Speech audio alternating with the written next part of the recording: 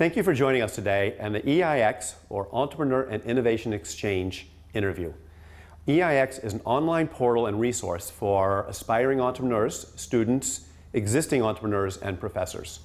We provide a whole range of content, case studies, best practices, and of course my favorite, which is the interview where you actually get to meet a local and successful entrepreneur. My name is Dave Feldman. I am an entrepreneur. I helped set up a green business incubator, the first on the East Coast, a speaker, and I work in the area of sustainability and economic development.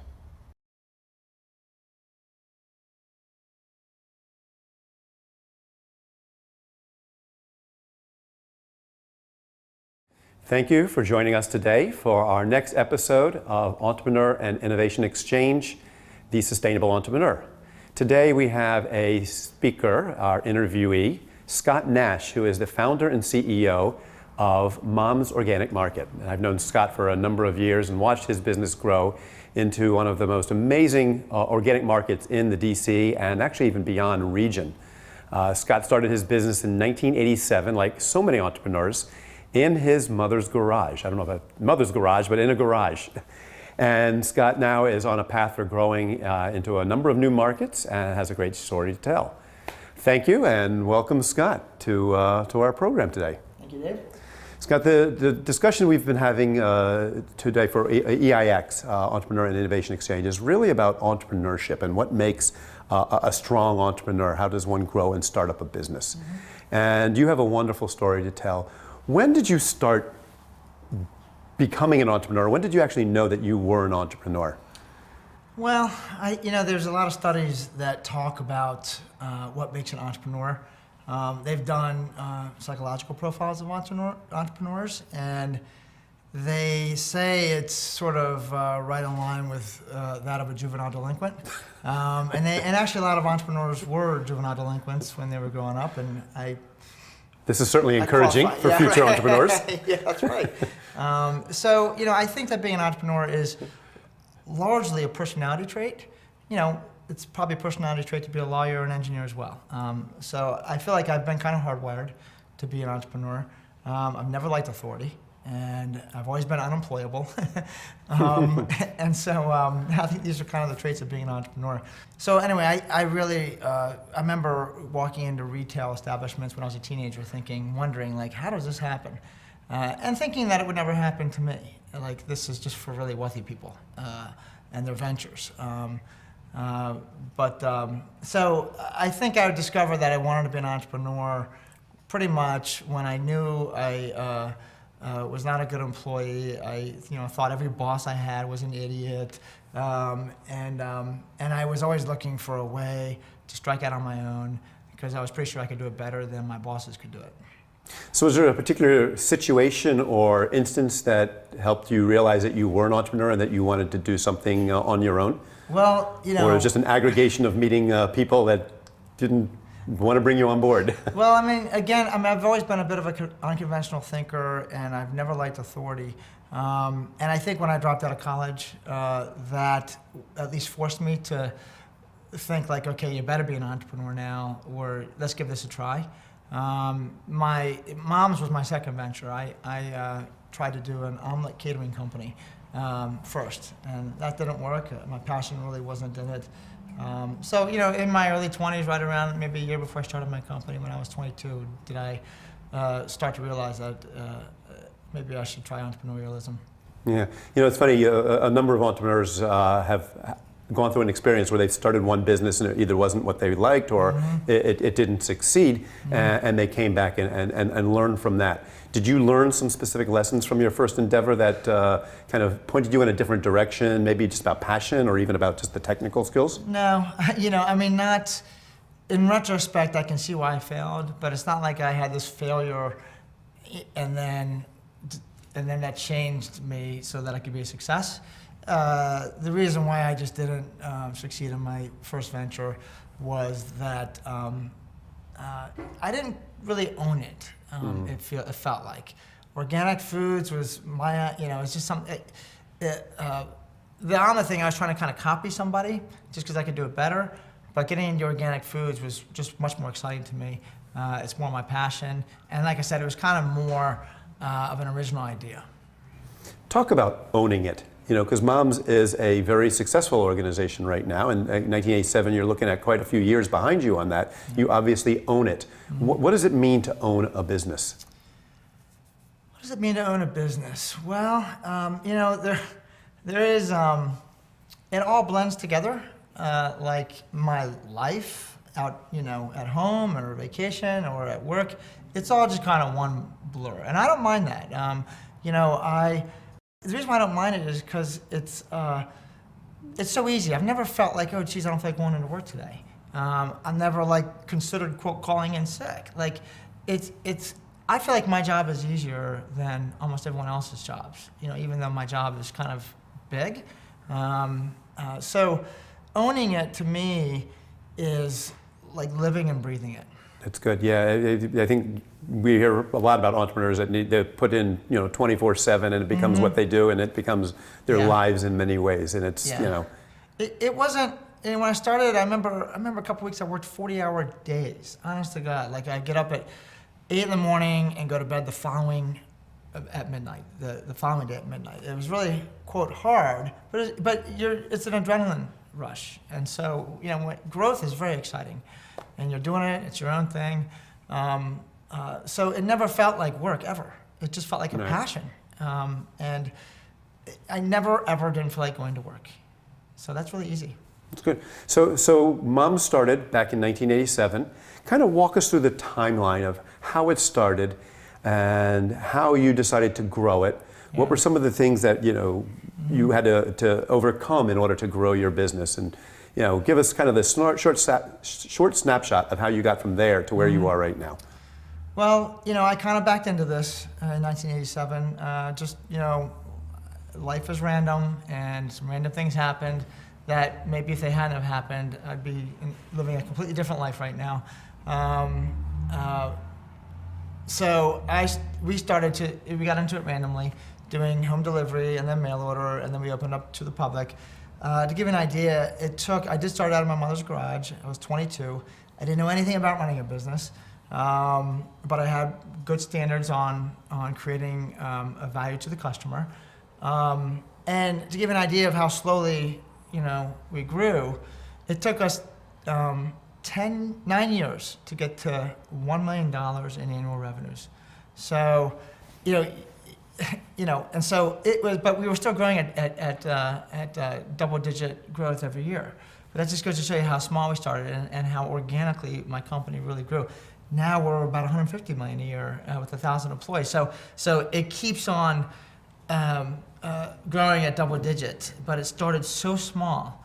And so it's just been a long process. And the key word there is process. I mean, starting a company, it's a learning process. It's a process of in and of itself, of creating infrastructure and systems. So, I had to learn as I went. My leadership team consists of almost all formerly hourly employees. We've all had to learn as we go and self-educate. So it's just been, my business saved me. I was a college dropout. I was drinking a lot. I was lost. It kind of scraped me up, and I just went along for the ride. So it's been, we're coming up on 30 years we've been open for 28 years now. And it's just been different stages of growth, and it's been quite a journey. It sounds like it's a personal journey that you've had as well. I mean, you've invested yourself into it, and it's kind of profoundly changed you. Obviously, from you said you were drinking and you had a certain lifestyle, but it's become an outlet for you to, kind of live your ideals. I mean, is that a fair statement? Yeah, I mean, there's no question. I mean, it's an incredible thing that's kind of happened to me. I feel rather lucky. I'm able to really be a part of a substantially important movement, being a part of Moms. And like I said, it's something I really enjoy. I'm in the center of a really great culture. So it's changed me in that it's my perfect fit. And I kind of shudder to think like, what if I wasn't doing this? Like, I feel like it's either I'm doing this or I'm not very happy. You're not doing something Like, that you are passionate about. Yeah, there's nothing in Yeah. between. I feel like this is the only thing for me is starting my own company and running my own company. Yeah, I want to go back to a little bit about the mission and the vision of the company as well. But you said something before a few moments ago that I thought was really interesting. You know, you talked about putting processes and systems in place. You know, that was something that you needed. And a lot of times entrepreneurs don't necessarily think that they want processes in place. It sounds like it's too confining. You know, entrepreneurs are often very forward thinking, and they're very spontaneous. How did processes and systems serve you in growing your business? Well, I don't know the entrepreneurs that say they don't like processes and systems. You have to have that infrastructure as you get bigger. You know, I ran the company for like 20 years and we hardly ever made money. You know, when I give you the revenue numbers, like revenue is kind of irrelevant because they say top line is for vanity, bottom line is for sanity. Well, I was insane for 20 years running my company. And because we really never made any money. But then I kind of learned in 2008, 2009, I kind of matured as a business person, and we implemented a lot of systems. And our systems mostly consist of metrics, good metrics, useful metrics, and then accountabilities. And when you say useful metrics, what's a useful metric in your business? For example, I almost hate to share this one, but for example, at all of our stores every night we report a box count for their produce because we know that, and this way we know if they're buying accurately because something as perishable as produce, if we have 180 box count of produce boxes at a store that's not very busy, or really any store at that number, that's a red flag, and we get in there and we work on the buyer to make sure that product is fresh. So that's just that's one number I see at every store every night. It's a very visible, tangible metric you see. How many boxes of produce are in the walk-in cooler? I mean, if they have one bad day, that's okay, but you start to see patterns. I mean, metrics are all about exposing yourself to a ton of data, and then you just naturally will recognize patterns. They will present themselves without you even trying. So that's an example of systems and infrastructure that we needed to take to actually stop from being like a mom and pop to more of a fiscally responsible operation. Yeah, and I agree. You know, entrepreneurs, like every smart business person, needs the metrics, needs the the systems in place. It's just not something that maybe comes natural, but once you find it, it works, and you stay with it. Some people, and I fall into the latter category here. Some people are really good at coming up with these things, like to prevent problems. Some people are better at coming up with these things when the problems present themselves and you're forced to do it. So, I mean, we were kind of forced into maturing as a company and a leadership team because things weren't always going so well. About every 5 years, we were thinking we might go out of business. So, I'm really happy those dark days were over. They ended about 6 years ago. So, I mean, now I'll say though that planning, we don't do a lot of planning. I don't really believe in business plans unless you're really starting off and you're seeking investors or financing through a bank. I don't even really believe in budgeting. It's just too theoretical. Like I would rather, we always know what's out about 18 to 24 months and what sort of our plan is. But to me, it's sort of an exercise in vain to try and figure out where you're going to be in 3 or 5 years. I like to have a big vision way out into the future, 20 years out, and then I like to bring it into 18 to 24 months, the next step to get there. Everything between like 18 to 24 months and 20 years, I pretty much ignore. Except for maybe trend of the industry or something. It's interesting because most entrepreneurs are always being pushed to write business plans and budget. Yeah. I mean, that's really a fundamental component of launching a business. Yeah. Have you found that the industry has responded to you well by saying, I don't need a business plan or I don't want a business plan? Or, you obviously have been successful, so you have the proof in the pudding, but how have you been able to kind of work around that in that philosophy? Well, we kind of we do self-finance our growth, so we don't have to. That helps. We don't have to answer to anybody and provide a business plan. So Scott, I want to go in a little bit of a different direction right now. Mom's Organic Market. You have found a niche, which isn't probably a niche anymore. It's actually grown in a lot of areas, but you were well ahead of the curve in organic food. You started in 1987 when it really wasn't something that was conventional. Mm-hmm.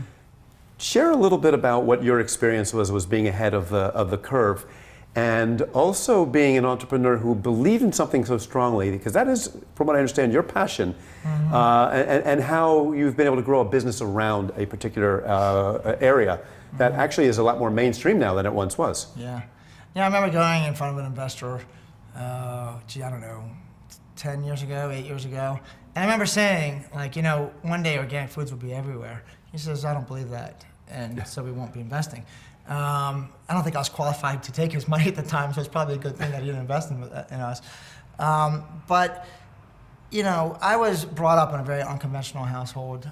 My cousin, who I've never met as an adult, I met her a couple times as a kid, lives on the West Coast. She started Bearito's organic corn chip company back in the 70s, Little Bear. And so it's not a coincidence that these two cousins got into the same field. When I started my company, I hadn't even thought, I was reminded, or I remembered after I started my company in the organic foods industry, that I also had a cousin who was in the industry. This is the way we were raised, to kind of think unconventionally and to challenge, conventional wisdom. Organic foods, it's, it's a niche, but so many things start off as a niche, obviously. Like the greatest companies are all run by people who you wouldn't expect to be like buttoned up CEOs, corporate America type CEOs. You have Tesla, you have Whole Foods, you have Chipotle, you have Starbucks, you have IKEA, you have Costco. These are all category killers. You have Amazon, you have Microsoft, you have Apple. You have these category killers who were all founded by rather progressive individuals with missions that go along with their companies. There are disruptors out there, and I just think it takes a little bit of a different mindset to break out of the conventional thinking, to go in and start something new that really has staying power. It's not trendy. I've been hearing for 20 years, I suppose, that organics is trendy. I don't know what the definition of trendy is, but my definition of it would be it's always, for 30 years, been trending up. That's not trendy, that's a good growth model. That's just where the world is going. So, what is your passion? What is your mission? You saw this. Maybe at the time it wasn't a trend. I mean, it was the future of a potential shift in the market space. You've lasted for a number of years, where it's now become mainstream. Where would you like to see yourself go as somebody who's driving my organic market forward? Where would I like it? Yeah. To What's go? your personal mission? What would you like to see happen? Just Mom's organic market. Yeah, I love the customers who've been around for 15 years. I am the old timer when it was my organic market, so I will self-correct myself. I tip my hat. We think moms, people hate big companies, like by default, they're suspicious of them for sort of good reason. There's been a lot of terrible, really large companies out there, corporations. I don't think bigger is bad. I think bigger is wonderful if you're a great company. So I love that the companies I just rattled off are taking over the world and disrupting entire industries. The bigger the company, the better. The better the company, the bigger the better. Right. And so that's how we feel about moms. Like, the bigger we get, the better it is for the world. Our purpose is to protect and restore the environment. It doesn't have a lot to do with selling groceries, does it? But that's our purpose. Every decision we make is pointed in the direction of accomplishing our purpose. So the bigger we can be, the better it'll be for the world's environment. We'll have more influence, so people will take note more the bigger we get. We'll have more money, so we can support the activist organizations who support our purpose. We can have more influence over manufacturers, all sorts of things. So we want to be as big as we can be. That doesn't mean that we're going to just grow to grow. I'm a rather cautious, paranoid person when it comes to running a business. But we want to be really all over the country and rather large. You know, I like that you've said a couple times how you're not conventional. You operate somewhat unconventionally and in your background. I look at your business and you as well as a real innovator. You do some very different things, and you go to your store and you get the feel that I'm not just running a business. I want to do things differently for a certain set of reasons. Mm-hmm. Talk a little bit about how you see innovation and how you've incorporated innovative practices into your operations. Well, innovation is... It's a big word. You can have an innovative concept, which is what we definitely have. Trader Joe's has innovative... I mean, there's a lot, Costco, Whole Foods. These are all very innovative concepts in the grocery industry. So you can have an innovative concept. You can have an innovative culture. You can have an innovative, I guess, way of doing things, procedures and policies and things. So, innovation is much needed in an industry as sort of archaic as like grocery. So, it's funny because you need to be innovative with your model, what you offer, what value you bring to the customer. But you also need to be rather innovative with all shareholders, like what you offer your employees and the company culture. So, for example, we will go into a new area where there might be some competition, and we want to win that customer's dollar. But we are very innovative when it comes to environmental things. And so what we'll see is not only will a competitor start to lower their prices and maybe ramp up their service as we come in, but they really ramp up their environmental actions. For example, we've gone into areas and they were pretty much doing nothing, the local competition environmentally, other than kind of selling organic foods, which is inherently environmental. But then they started doing things like recycling batteries and offsetting their carbon, or taking donations for recycled shoes. I mean, all these things they started to do only after we came in. So we're rather proud of keeping the competition innovating around environmental things as well. Well, it's interesting because as a grocery store, you said before you were both interested in protecting and saving the environment and selling groceries at the same time. But you're now shifting your competition into some of your core values as well. So you're actually adhering to your core values by not just competing against them, but by moving them at the same thing, which is a bit of a different approach. I mean, we're happy about that. I don't. When I am asked to speak to groups, I like to talk about entrepreneurialism, but I'll take I'll speak to anybody about environmentalism. I gave a lecture to Legg Mason a couple years ago, and it was like simulcast, whatever. Happy to do it. I've got nothing to gain personally, but it's very exciting to get these ideas and to change the world for the better. And corporations, by the way, are the ones who are very qualified to make the world a better place if they choose. We have a lot of resources, both with dollars, the amount of people we touch, all the tens of thousands of customers, the 1,000 employees or so. We can really change the world for the better.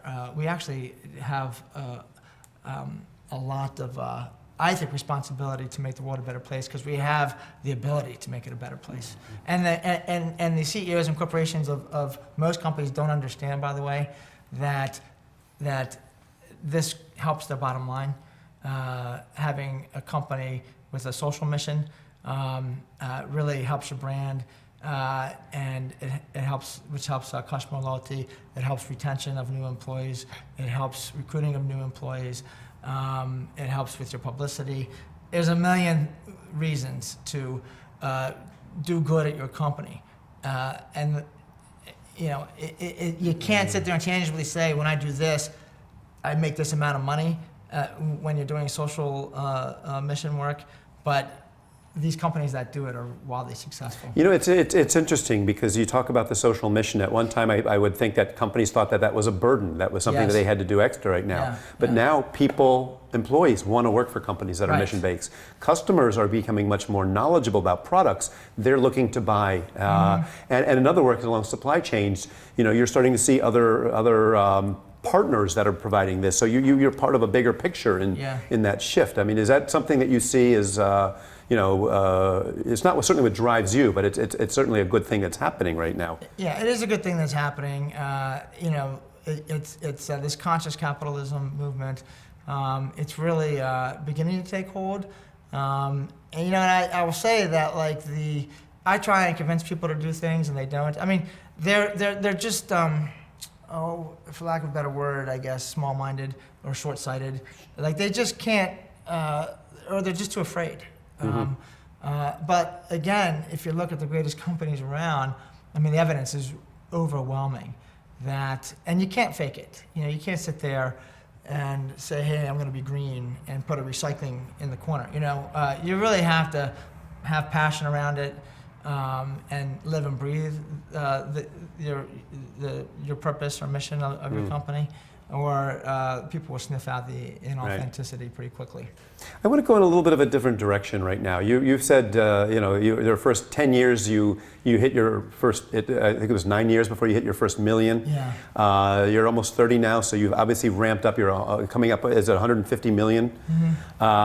You've obviously grown your business significantly and you've learned things along the way. What skills and experiences did you have that helped you get there, and which skills and experiences did you not have that you learned along the way that you would recommend for others to develop in order to become a successful entrepreneur? I mean, again, I thought unconventionally. They say entrepreneurs are like big, crazy risk takers. No doubt. That's far from the truth. We are willing to bet a bigger pot. That doesn't mean that we take stupid risks. Our risk, we stay up at night. Obsessing over the risks that we're taking, running every scenario. We're doing high, intense analysis of every move we take. But I tell you, when I was a kid, I used to play poker, and I could win rather easily because I was really willing to bluff. And because it was so easy to bluff the big pots, because you knew no one else was going to bluff it. And even if they had a rather good hand, they were just afraid. The only way I could get beaten is if somebody just had a really lucky hand. That's how people think. They let the size of the pot change their behavior. But that's interesting, though, because you said there is a risk aversion for a lot of people, whereas entrepreneurs, get comfortable with risk. I mean, it becomes part of your everyday life. It doesn't mean you're making bad decisions necessarily. Yeah. We don't get comfortable with risk. We are comfortable, though, betting big. There's a little difference there. So we don't mind betting big, but we think we're making good bets. We don't think they're risky bets. Entrepreneurs have that quality where they're willing to really have a lot of hope and faith in our beliefs and the future.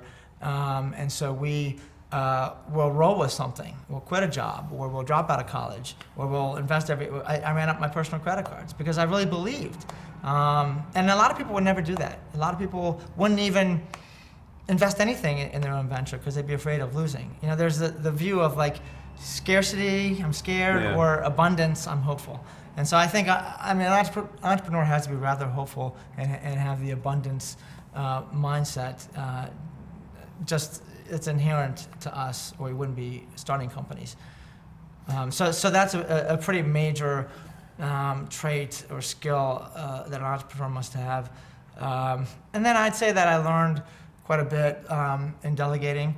I was one of these guys who, I think I'm pretty talented in some ways. Like I still think I'm like, it's kind of a joke around my office that I set a produce table better than anybody, But I still, and that's under debate, but I still had to delegate that. And then I did learn, by the way, that other people are better at doing their job than I would be at doing their job. So that was something that I also had to learn. That's a great observation because no entrepreneur can grow his business by himself forever. Right. The only way to grow is by building a team around you and bringing in other skill sets and other knowledge and being comfortable with that and knowing where your shortcomings are. I mean, there's a humility that comes with that in some ways.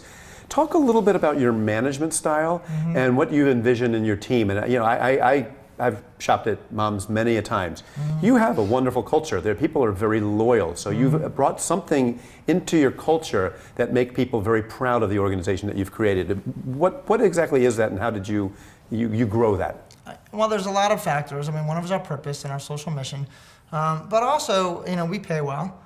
We have benefits that are targeted towards the type of employee that we want, and these would be passionate. For example, we have a 30% discount on our food. Most grocers don't do that one that high. For your employees, 30%. Yeah, because we really want people who are eating this stuff to work with us. We also we focus a lot on learning. One of our values is that we are teachable, so I think when somebody gets in charge, they think they're the teacher all of a sudden, and they start kind of commanding from on high, and I'm the expert. We really believe in like teaching all of our employees, and we also continue to learn. We seek feedback. So we develop our people in many ways. The type of manager I am, there's a couple of books I really like. One is called Multipliers by Liz Wiseman. That's about like pretty much empowering people rather than like just having them be your like taskmaster, you know. Another one is the no asshole rule.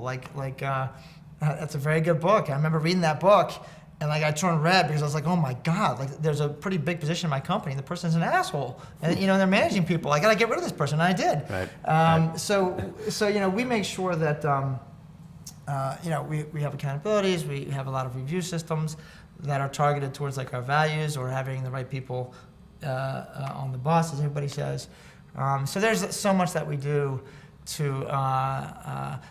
Even our reviews are a collaboration. They're not even a review. They're just like, hey, let's meet and let's discuss what your strengths are, what your weaknesses are, what do you enjoy, what do you not enjoy, and let's get you headed in the right direction as an employee here at Mom's. Because we don't want to make people do things that they don't like or that they're not good at. And, you know, so we really, we are unconventional. We have an unconventional management culture where we feel like we are servants. You know, how can we help you? Yeah. Like there was a CEO recently who said, you know, basically. They're not direct reports. We're their direct supports. Vern Harnish said that, and so we just look for ways of supporting our employees. Well, and that's how businesses at once started. I mean, we are here to serve and service, and I Yeah. think sometimes businesses move away from that. Yeah. They forget that. They get so caught up in making money that they forget their actual real customers out there. Well, that's for that's corporations and their customers. But when you talk about developing your people, I think what happens is frankly hubris sets in. You know. Once you get into a position of power, if you want to call it that, you know, I can think it can screw with people's heads, and then they feel like they're the expert and the boss, and they just got to tell everybody what to do and how to do it. I don't mind telling people what to do. I do mind telling them how to do it. I'll let them figure that one out. So I think that in management circles everywhere, hubris is what pollutes good management. And I've read your blog many a time, so you have a great philosophy, and a lot of that you've obviously shared with your team. But you've also probably learned some of these ideas from other people as well. Who are some of your mentors, and what did you learn from them? What you know kind of things have they shared with you that you've either built into your business or into your own personal life? Well, so I mean, my mentors. I don't have hardly any other entrepreneurial mentors. I like to read books on entrepreneurs, so I do learn. Like I read the Steve Jobs autobiography. I'm in the middle of the Elon Musk one right now. I read T. Boone Pickens. You know, so I like to read about other entrepreneurs and business people, and I always get ideas and I get inspiration. So those types of books they're indirect mentors. I'll tell you, my biggest mentor of all is this guy, Vern Harnish. You know. And Vern Harnish has a program called The Gazelles, Yep. which is all about helping grow business, and he's pretty relentless. I mean, he makes you distill your... He's totally relentless. Yeah. He's a compiler. I mean, again, this is a huge learning community, and Vern, he roots for you.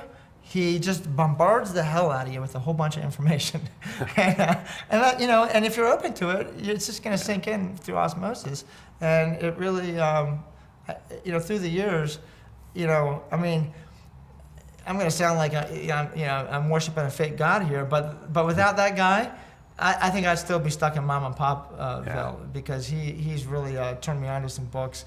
He's got some great summits. I'm like a walking commercial for the guy. But I can just tell you, he's a great guy to have on your side. Yeah, and you need those kind of people who have helped you really look at things differently and who are going to challenge you to be the best that you can be. And that's probably, it sounds very much like that's what he's done. So it's an important role. Yeah. Can you share some advice of what you've learned with other entrepreneurs? There'll be other folks who are either looking to go into their own businesses, who are already in their early stages. What words of wisdom would you be willing to part based on some of your experiences and to help them shortcut the learning curve that you might have gone through? Well, I can't think of much. I mean, I think when people say, hey, I want to start something like Moms, for example, I'm like, I can't tell you what to do other than this. I would say go work for a place where you think they'd be a future competitor, for example. You learn everything you need to learn about business or that business from just working at a place and getting from the inside out. And then I think also, I had plenty of doubts, so I can't say, hey, don't doubt yourself, because I think we all doubt ourselves. But if there's one thing that's switched over on me over the last 10, 15 years, is that I listened a little bit too much to other people's opinions. And I kind of thought they were right before I would think I was right about some things sometimes. And so I've got more confidence now with, and this doesn't sit well with the hubris side of things I was just talking about, but I really do feel like I like to have great communication with your people. It's important, yes. Debate without autopsy or without blaming, above the line debate, and conflict is a good thing.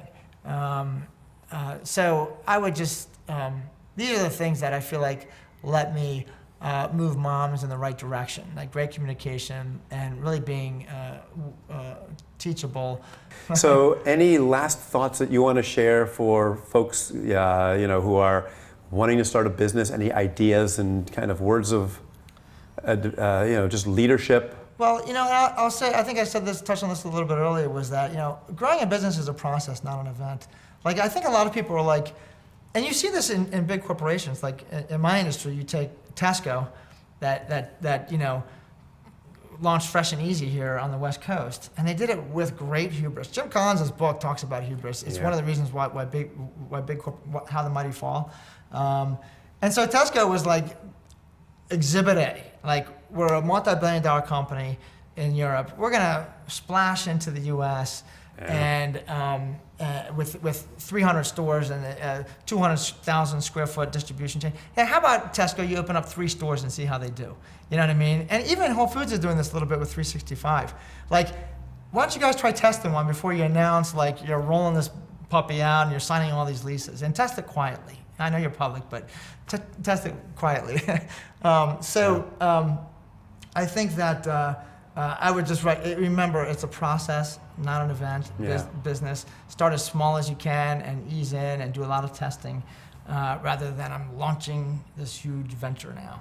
It's great. No, wonderful advice, and I think that goes back to the risk taking. Yes, it's risky, but you want to be smart about the risks you take. So you want to think about that. And sometimes big companies, when they have a lot of money, forget that. Yeah, they really do. Yeah. So parting words. What's your favorite quote or your favorite motto? Oh, I like my favorite quote or motto. I'm a big Rush fan, so I could pick some Rush lyrics. Anything goes. We wouldn't expect you to be too conventional. But I tell you, like, what's been working for me lately, I guess if there's one quote that I've always loved, is the only thing we have to fear is fear itself. Fear is a terrible thing, and it poisons people's souls and it poisons their decision-making processes. So really, fear is something to be terrified of. And then I would just say what I've been using lately is, the Serenity Prayer. You know, like I try and walk around. You know, I'm not a religious person, but I walk around trying to find that wisdom to know what I can change, and then when I find out I can't change it, have the serenity. Yeah, and for those who don't know the serenity prayer, grant me the serenity to accept the things I cannot change, the courage to change the things I can, and the wisdom to know the difference. Right. I mean, when I'm accepting things I can't change, I'm a much happier guy. Yeah. Scott, it's been wonderful talking to you. I am really just proud to see the success that you've had. I think you've got a wonderful product. Mom's Organic Market should be in every market. For those who are out in the Washington, D.C., Baltimore, New York, Philadelphia, growing in a lot of markets. Mom's Organic Market. Scott Nash, thank you so much for your time today. Yeah, thanks.